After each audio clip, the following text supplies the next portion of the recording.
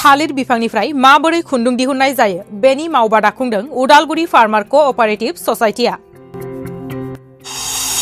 बे खुन्दुं दिहुननाय मावबादायाव बाहागो लानानै मोजां रोखोमै फोरोंथाय होयो अबिनाश दैमारी बिथाङा।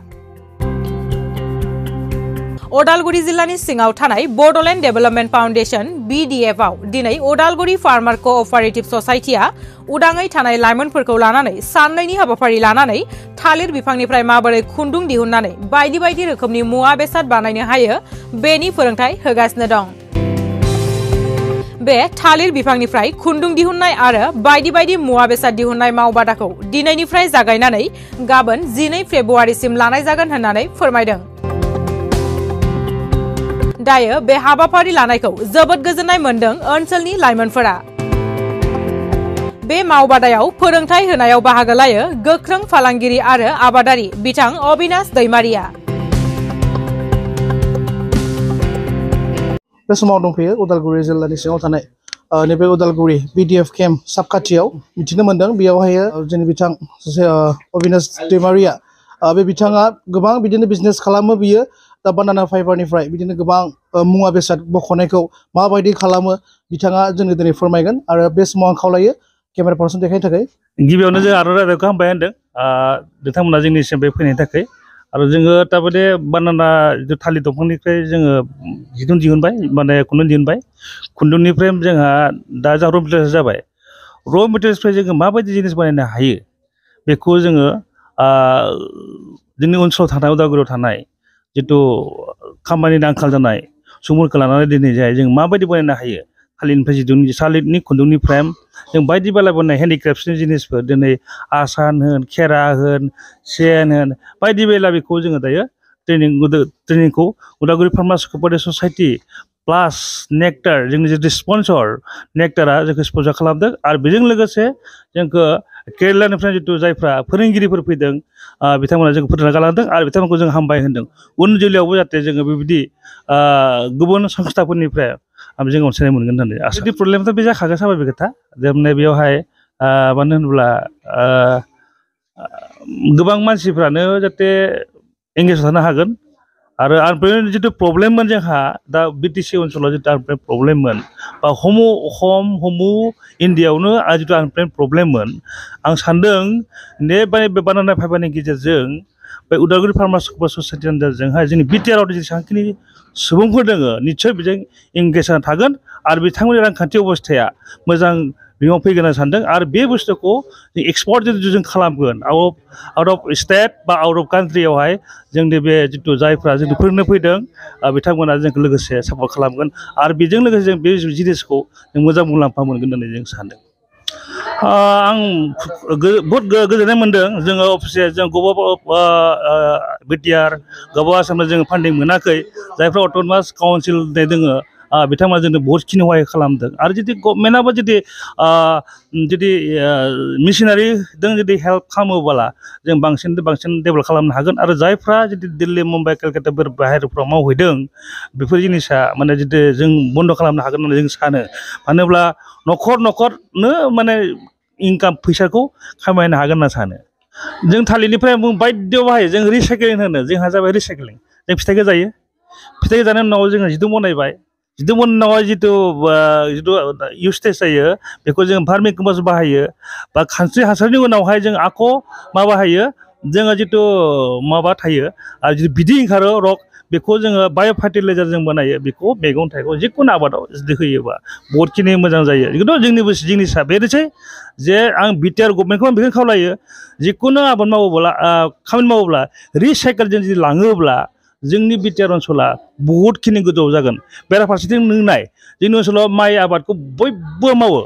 खिन्थु जों नुनो मोनो जिगाबफोरखौ जों सावना गारो। जुदि जों बेखौ दानफ्लेनानै जुदि रिबाइन्डिं खालामोब्ला जुदि रुल खालामोब्ला जों बाहेरायाव एक्सपर्ट हरनो हायो। जिगाबखौ बहा नाङा बयबो जायगायाव नांगौ मोसौनोबो नांगौ नोङो मा होनना बुङो मैखुन मोननोबो नांगौ गासै जिनिसावबो नांगौ। जिगाबखौ जेनेबा नोङो बेलेग जिनिस जुदि बायग्रा जिनिस जुदि हरोब्लाबो बेखौ खाथाबना हरोब्ला बे जिनिसा बाया। बेनिखायनो जों सानो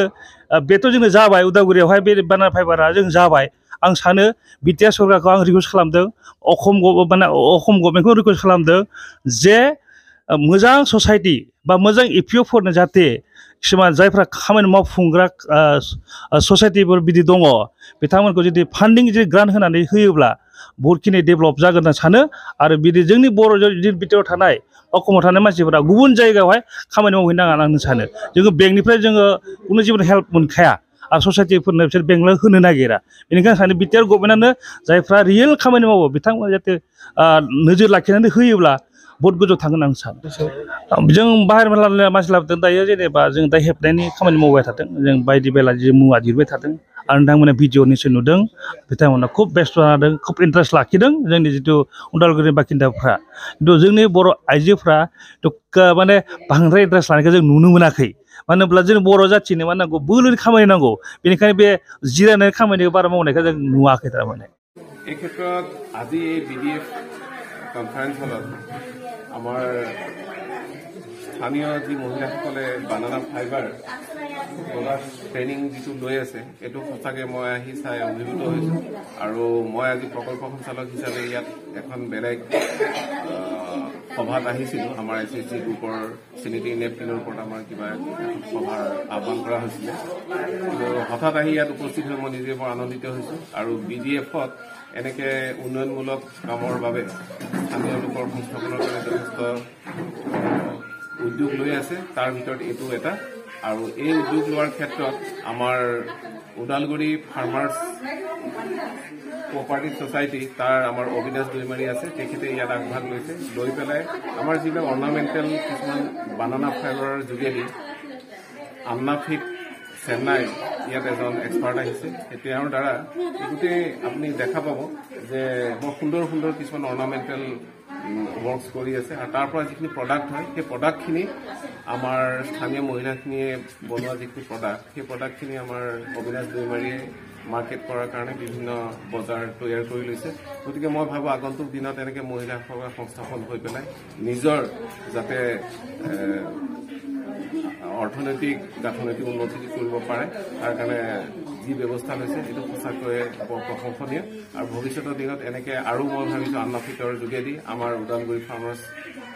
ছ'চাইটি যি ইয়াত আছে তেওঁলোকৰ উদ্যোগত আৰু ছাপৰ্টেড বাই নেক্টাৰ গোটেইখিনি আমাৰ যৌথভাৱে আমি যদি আগুৱাই যাওঁ আমাৰ এই পিছপৰা অঞ্চল আমাৰ এইখন এখন পিছপৰা জিলা হিচাপে আমাৰ মানে পিছপৰা জিলা হিচাপে আমাৰ গণ্য হৈ আছে তাৰ পৰা যাতে আমি উদ্ধাৰ পাব পাৰোঁ তাৰ কাৰণে এনেকুৱা ধৰণৰ কামে আমাৰ নিশ্চয় ইনস্পিৰেশ্যনেল ডিষ্ট্ৰিক্টলৈ পৰিৱৰ্তন কৰিব পাৰিব ধন্যবাদ मोजां नांदों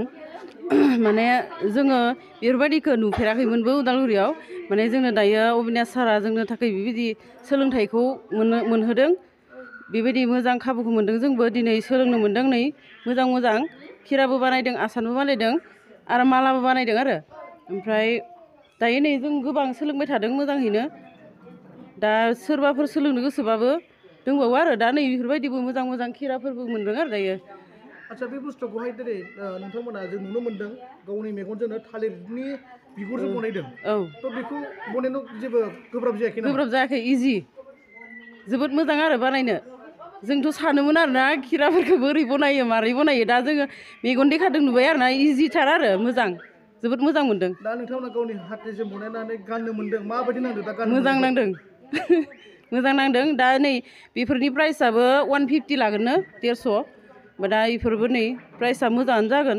समायना नुदोंना मोजाङानो दा बेजों लोगोसे नोंथाङा दिनै बेयाव जि मावनो हादों नोंथांमोना उनाव अन पे सेलरि जालांगोन नामा दरमा सिस्टेम जालांगोन नामा अबिनाश सारनि आन्दारावहाय औ जागोन दा ओरैनो बेसेबांसो सुबुं दं नोंथांमोना बेयाव बेसेबांसो महिलाफोर दं दायो 50 जनसो जानो हागौ आरो 50 जनसो आच्छा नोंथाङा बाहेरायाव दंना बेजों लोगोसे दा नोंथाङा दिनै उदालगुरियाव बेबायदि गोबां सुबिदा होबाय अबिनाश सार दैमारिया जिबायदि जोंनि ओनसोलाव गैफेरामोन लाइमोनफ्रा गोबां बेखाराव दंमोन दिनै बेबायदि मोनसे सुबिदानि थाखाय नोंथाङा माबायदि हामलायनायखौ जासिनो सानो मोजां हामलायनाय आरो बेबायदिनो गोबां सोलोंथाइ मोनबावथों जोंबो बिदिनो मोजाङै बिदिनो जोंबो आरो सोलोंनो मोनबाय थाथों बेबायदि खामानिखौ जोंबो आवगायलांनो हाथों जोंबो गोरिब मानसि बेफोरावनो जोङो बेस्थ' जानो हायो आइजो हिसाबै बेखौनो बुङो आरो बेजों लोगोसे जों नुनो मोनबाय बेयावहाय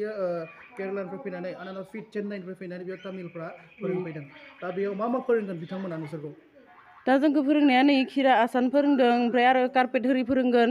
ओमफ्राय माला फोरोंदों दा जोंनो थाखाय जि हिन्जावफोरा गहेना गानो बेफोर गासैखौबो फोरोंनानै गालांगोन आरो बिथांमोना दा जोङो नै बिसोर बिथांमोनजों जेबो भाषा रोङा बिसोरनिखौ जोंबो बुजिया जोंनिखौबो बिसोर बुजिया दा जों एक्टिंजोंनो दा जों नै बेसांखिनि रोंनानै दङ आरो मोजाङैनो बेखिनिखौ रोंनो थाखाय खैदिन टाइम बा बेसेबां टाइम लाखो बा खैदिन लाखो माने जों नुनायावनो रोंबाय बेसेबां सम लाखो रोंनायाव बेसेबां सम माने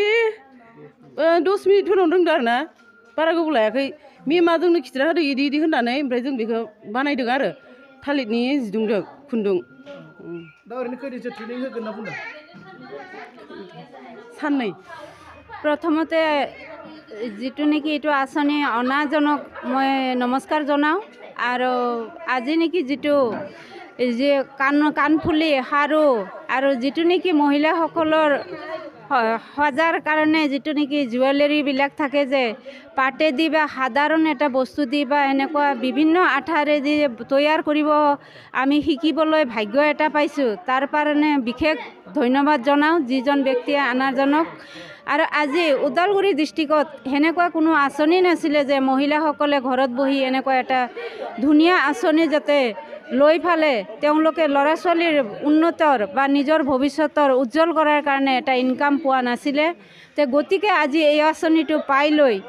মই বিশেষ ধন্যবাদ জনাওঁ যে মোৰ ফালৰ পৰাই নহওক বা আমাৰ গাঁওবাসী বা ওদালগুৰি অঞ্চলৰ মহিলাসকলে ঘৰত বহি বহি আজি এই বিশেষ জুৱেলাৰী ঘৰত হাতেদি তৈয়াৰ কৰি ৰাইজক বা দেশখনত প্ৰচাৰ কৰিব সাহস এটা পাইছে বা অভিজ্ঞতা পাইছে তাৰ কাৰণে এই যিজন ব্যক্তিয়ে আনিছে তেওঁক অশেষ ধন্যবাদ জনাওঁ আৰু আজিৰ পৰা যিটো কল্পনা কৰোঁ যে আমাৰ নাৰীসকলে যাতে বেকাৰ বা পুৰুষৰ ওপৰত ইনকাম লৈ বা পুৰুষৰ ওপৰত চলিব লগা নহ'ব বুলি মই এটা আশা কৰি বিশেষ ধন্যবাদ জনাওঁ আৰু আজি মই যিটো নেকি শিকি আছোঁ মই শিকি বহুতখিনি জ্ঞান পাইছোঁ যিটো কোৱা হয় যে শিকাৰ কাৰণে কেতিয়াও পিছ পৰিব নালাগে আমি পাৰো বা নোৱাৰো অভিজ্ঞতাটো চলাই নিয়াটো বিশেষ হেৰি মই এইখিনিতে মোৰ বক্তব্য সামৰণি মাৰিলোঁ যদি কথা কোৱাত ভুল হৈছে মোক ক্ষমা কৰিব